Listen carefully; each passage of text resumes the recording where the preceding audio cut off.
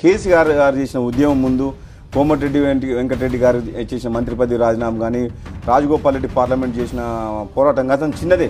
కానీ కేసీఆర్ గారు 14 సంవత్సరాల పాటు ఉద్యమాన్ని తెలంగాణ ప్రజలు చైతన్యవంతులు చేసి ఎన్నిసార్లు కేంద్ర మంత్రికి రాజీనామా చేసిండు, ఎంపీగా రాజీనామా, ఎమ్మెల్యే రాజీనామా చేసిండు, నిరాహార దీక్ష చేసిండు. ఎన్ని రకాలుగా చేయాలో కేసీఆర్ గారు అంత కష్టపడి ఎందుకంటే 12 సంవత్సరాలు సుదీర్ఘమైన కాలంలో ప్రజల కోసం తాను కూడా చాలా కమిట్మెంట్తో ఎన్ని పొలిటికల్ క్రైసిస్ వచ్చినా కూడా నిలదొక్కుని దాన్ని ముందుకు తీసుకెళ్ళి ఆయన ఉన్నాడు కాబట్టి ఎవరైనా ఇచ్చిండ్రు. అది అతిశయోక్తి ఏం కాదు, ఒప్పుకోవాల్సింది. అంటే నేను రాజకీయ నాయకుడికి ఒప్పుకోకపోయినా వాస్తవం మాత్రం అదే. సో మాకు ఇష్టం లేకపోవచ్చు, ఒక పార్టీలో ఉండి ఒక పార్టీలో ఇంపార్టెంట్ రోల్ ప్లే చేస్తూ నేను ఆ మాట అనకూడదు.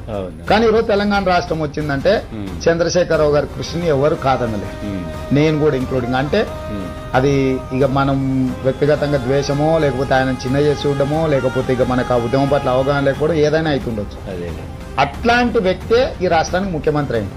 చంద్రశేఖరరావు గారిని ఢీ కొట్టగలిగిన నాయకుడు తెలంగాణలో ఎవరూ లేరు, శూన్యత ఉందని ప్రజలు భావిస్తున్నారు. ఇవాళ అలాంటి కేంద్ర మంత్రి పదవిని కూడా గడ్డిపోచలాగా తెలంగాణ ప్రాంత ప్రయోజనాల కోసం విశ్లేషణ కదా. ఎన్నిసార్లు ఎంపీలకు రాజీనామా చేస్తాం, ఆత్మగౌరవం కోసం ఎన్నిసార్లు ఎమ్మెల్యేలకు రాజీనామా చేస్తామని చెప్పండి. అంటే అర్థం ఏంటి? పదవుల కోసం పెదవులు పోసుకునే పార్టీ కాదు, పదవుల